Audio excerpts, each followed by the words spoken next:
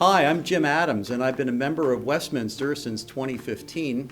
I've gotten to know a lot of you through taking care of the altar flowers every Sunday, and I'm also a member of the Capital Campaign Committee.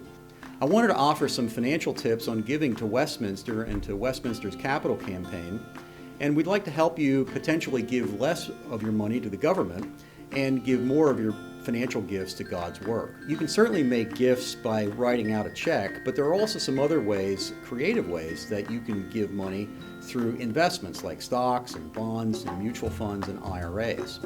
For example, if you have an asset that has appreciated over the years, you could potentially give that appreciated asset and potentially get a tax deduction.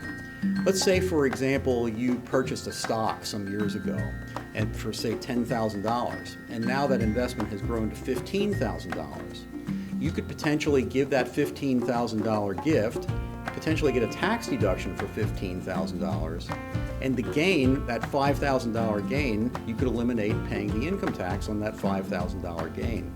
This is a great idea for giving appreciated assets that you own individually in your own name, or if you own them jointly with a spouse. If you have an individual retirement account, an IRA, there are ways that you could potentially give gifts from your IRA.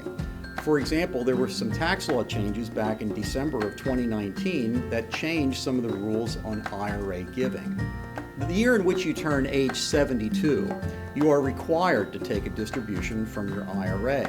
There's a specific formula that you have to follow, and you can donate some or all of that required minimum distribution, that RMD, to a church or charity like Westminster.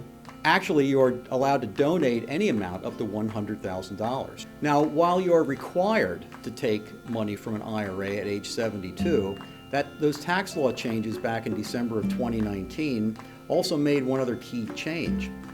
The year in which you turn age 70 and a half, while you're not required to make any distributions from an IRA, you are allowed to take money out of your IRA and donate it to a church or to a charity like Westminster's Capital Campaign, and you are allowed to give up to $100,000 a year without having to pay any income taxes. One more point, we've been talking about IRAs. You also might have accounts like a 403B, 457, profit sharing plan, and there are ways to donate money from these types of qualified plans too.